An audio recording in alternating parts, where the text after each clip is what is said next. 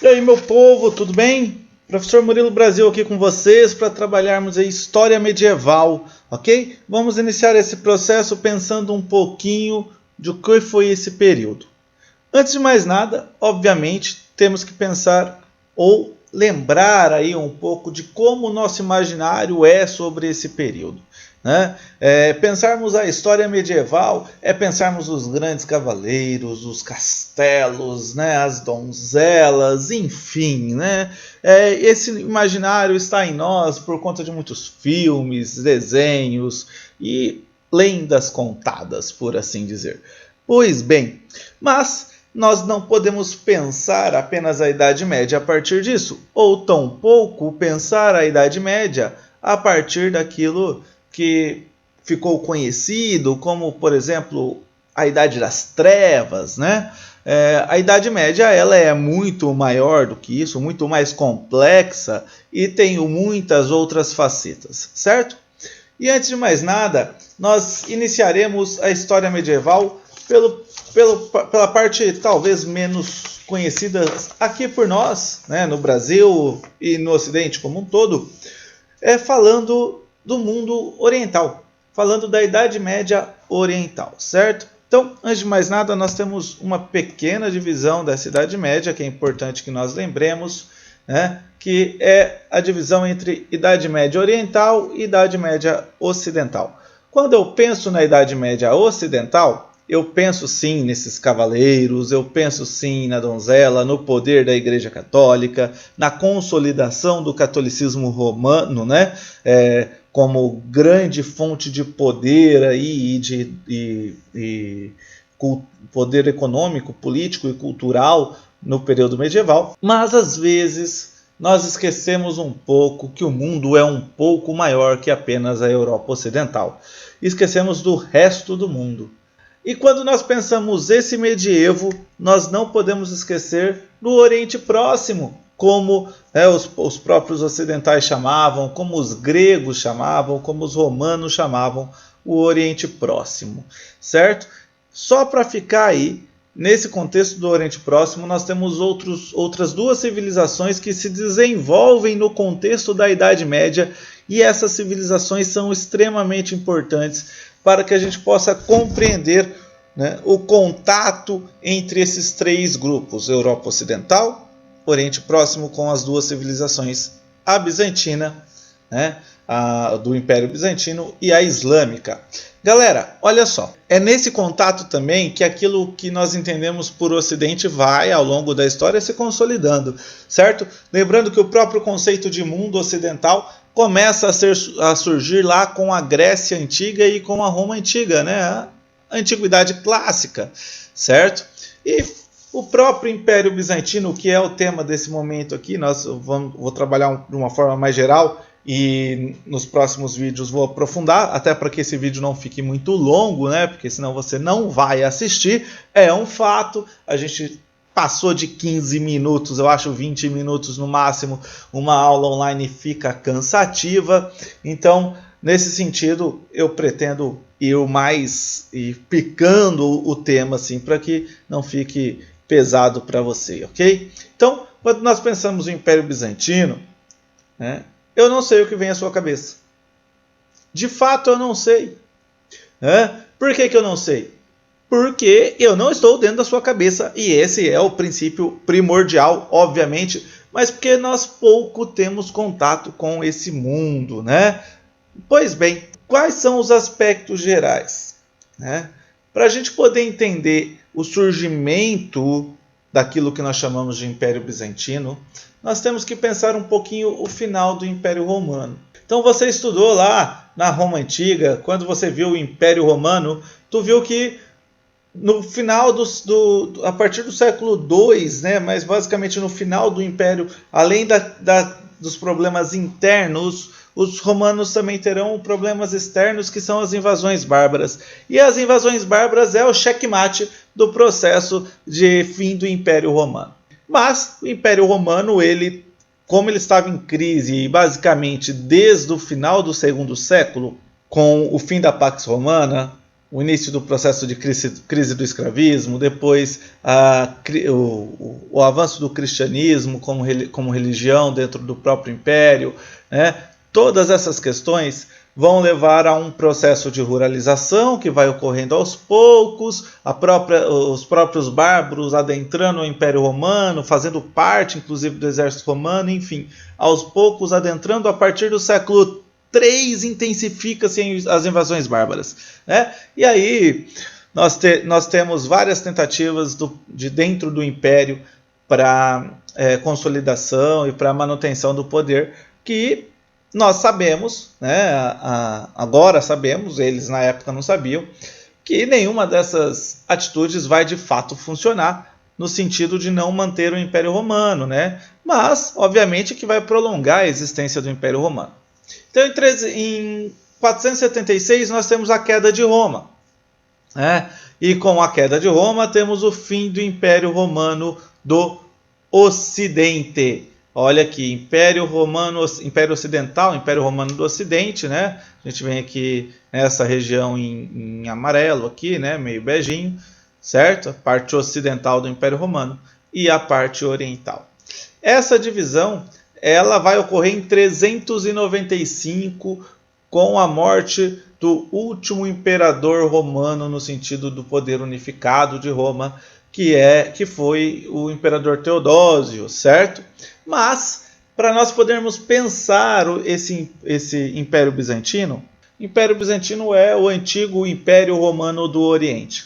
Então, quando Teodósio, lá em 395, ele divide o Império Romano em Império Romano do Oriente e Império Romano do Ocidente, nós teremos dois imperadores, um em Roma, né, Império Romano Ocidental, com a capital em Roma, e um com a capital em Constantinopla. Essa cidade de Constantinopla, ela é uma cidade muito importante nesse contexto, e aí nós precisamos falar um pouquinho dela, né? Constantinopla foi fundada ainda em 330 d.C., né, pelo imperador Constantino, inclusive ela recebe o nome de Constantinopla em homenagem a Constantino.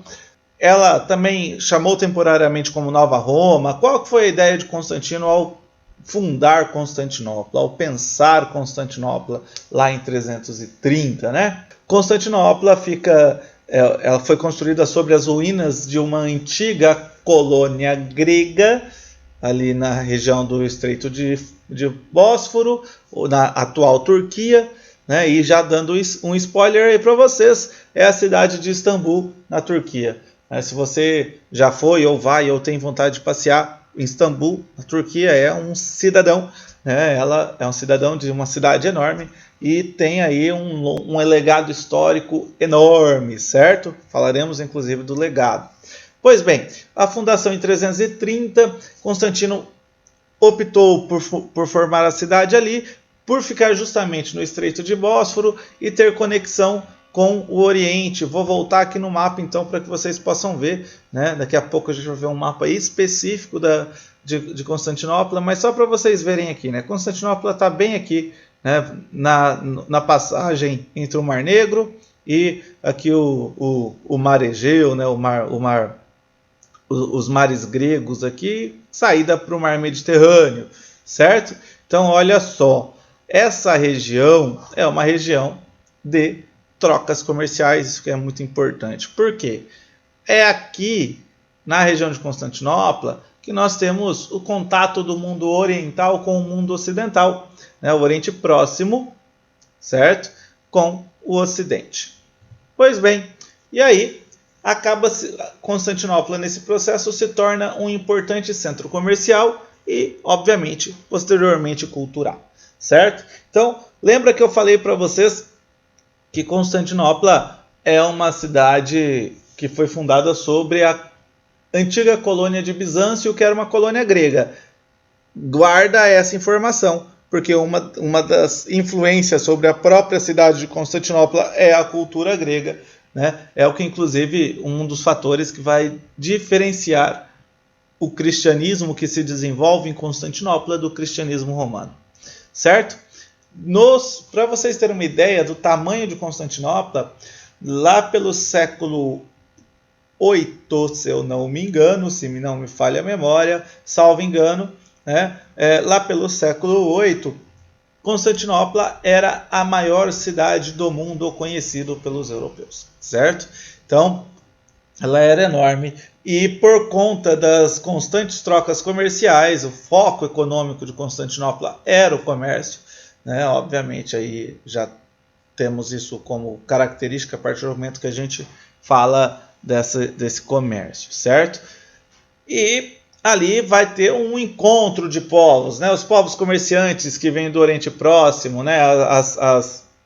As caravanas comerciais, os navios de diversos pontos do Oriente Próximo, do Norte da África, do Ocidente também, enfim. É ali em Constantinopla que essa galera se encontra e ali eles fazem trocas comerciais, o governo controla muito essa questão da entrada e saída de pessoas, tem um processo de segurança ali para estimular essas trocas comerciais, tem a criação de moeda para poder estabelecer, inclusive, a cobrança de impostos, pesos e medidas nessas trocas e assim por diante. Então, a galera aí da região, das redondezas, das províncias do Império Bizantino, vai produzir, vai ali a partir da agricultura, da extração de minérios, do extrativismo de uma forma geral, né, e do artesanato, vão produzir várias mercadorias, e essas mercadorias serão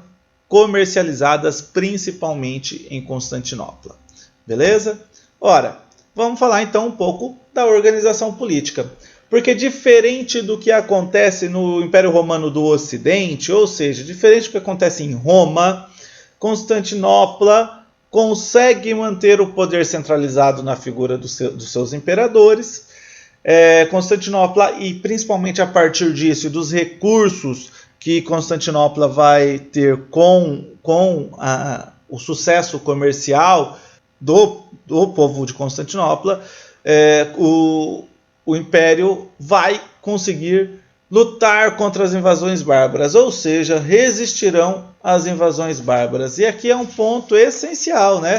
Essa resistência às invasões bárbaras vai permitir com que o Império Bizantino se consolide enquanto poder centralizado na figura do imperador. E aí esse imperador, teremos ele como chefe militar, ele será reconhecido como o líder do exército de Constantinopla, ele será reconhecido como líder religioso, e aqui é importante que ao longo do processo histórico, Constantinopla, que é fundada sobre as bases do cristianismo, lembremos que Constantino é o cara que converte o Império Romano ao cristianismo. De que forma? Ele, enquanto imperador, se converte ao cristianismo e para de perseguir os cristãos dentro do Império Romano, certo? E aí ele procura fundar Constantinopla justamente até para fundar uma cidade com as bases cristãs, certo? E aí nós teremos em Constantinopla o líder, o imperador, como chefe religioso. Esse imperador também será considerado o juiz supremo, ou seja, né, ele que dita, ele que determina as regras, ele que estabelece o que de fato ele que aplica a lei, por assim dizer, ele que julga, né, os processos e assim por diante, certo? Então olha aqui que nós já temos muito poder concentrado na figura desse camarada. Esse camarada, ele é o líder militar e ele se acha foda por conta disso. Ele é o chefe religioso e ele manda na igreja, né? Ele lidera o processo religioso, ele manda no sistema judiciário, e esse cara ainda é reconhecido como representante da vontade de Deus. Então nós temos aí, né, na figura desse imperador, basicamente, né, é quase como uma divindade, reconhecido como uma divindade. Não à toa, em várias artes bizantinas nós veremos algumas, né, nós temos o imperador sendo representado tal como Jesus, né, e aí trabalharemos a análise de algumas obras de arte em aulas futuras, não nessa, certo? Esse imperador que te olha nesse exato momento é Justiniano, talvez o maior imperador de Constantinopla, nós falaremos dele em particular. E teremos o desenvolvimento daquilo que ficou conhecido como cesaropapismo, a concentração do poder político do César, clássico nome, título dado ao imperador romano, né, os Césares, e papismo por conta do poder religioso, né? Então esse controle da igreja católica oriental na figura do imperador do Império Bizantino, certo? A igreja bizantina. Pois bem, como eu disse, essa aula ela é mais geral, então agora a gente foca um pouco em outros aspectos, né? A formação da cultura bizantina, a formação da cultura do império, desse império que se forma nas bases da sociedade ou a partir, né, que se ergue a partir das ruínas da cidade de Bizâncio. Ela vai ter então herança do povo romano e não teria como não ter, porque o Império Romano, né, ela é fundada dentro do Império Romano e ela se torna aí, né, uma das grandes cidades do Império Romano. Então, só para que vocês possam ter uma ideia, o próprio cristianismo é uma herança romana que vai dar base à cultura bizantina. Enquanto herança grega, nós vamos ter a língua, tá? A princípio, Constantinopla falava o latim, né, como língua oficial, e com o passar do tempo ela foi se aproximando cada vez mais do grego, e ao se aproximar da língua grega também se aproximava da cultura grega, né? Lembra do helenismo? Lá, a cultura helenística, que é desenvolvida por Alexandre o Grande, pelo Império Macedônico, que é basicamente uma mistura da cultura grega com elementos culturais do Oriente. Então, né, o helenismo vai estar presente aqui, vai se fundir com alguns aspectos da cultura romana, formando a cultura bizantina. E não só, galera, e não só. Tá? Como vocês já sabem, eu falei para vocês, Constantinopla ela vai ter contato com vários povos do Oriente Próximo, da Península Arábica, né, a galera que faz ali a rota da seda, ligando a Ásia, né, os comércios ali na Ásia com o Oriente Próximo. Nós teremos basicamente esses povos com maior frequência e com contato ali em Constantinopla, desenvolvendo e influenciando culturalmente também o Império Bizantino, certo? Só para a gente poder finalizar aqui, então, para a gente poder caminhar para o final da nossa aula de hoje, dessa primeira aula nossa, teremos, obviamente, um legado cultural, basicamente ligado a esses aspectos culturais. Enquanto presença dessa herança romana, eu vou citar para vocês o direito, né? O imperador Justiniano, nós vamos falar disso na aula específica do governo dele, né? Ele cria o Juris Corpus Civilis, né? Um aglomerado de leis com base no direito romano e tudo mais, e isso depois vem para o mundo ocidental, né? Então esse legado do direito civil romano que vai para o Império Bizantino, né? Porque desaparece na Europa Ocidental, mas mantém enquanto existente aí, né? Vai se manter enquanto existente, né? Claro que com mudanças, né? Porque é uma herança no Império Bizantino, e depois aí nós temos esse contato também. E na cultura grega, a filosofia grega, ela permanece, né, ela vai influenciar muito o pensamento bizantino e, obviamente, chegará a nós a partir dos bizantinos também. Não diretamente, tá, gente? Mas os bizantinos são responsáveis por manter viva essa cultura, ok? E é isso aí, galera. Espero que tenha sido claro. Qualquer coisa vocês podem comentar, vocês podem mandar tanto aqui no chat, aqui nos comentários aqui do YouTube, ou entrar em contato comigo. Para aqueles que forem meus alunos, né, podem entrar em contato direto comigo. É isso aí, um abraço, valeu e até a próxima aula.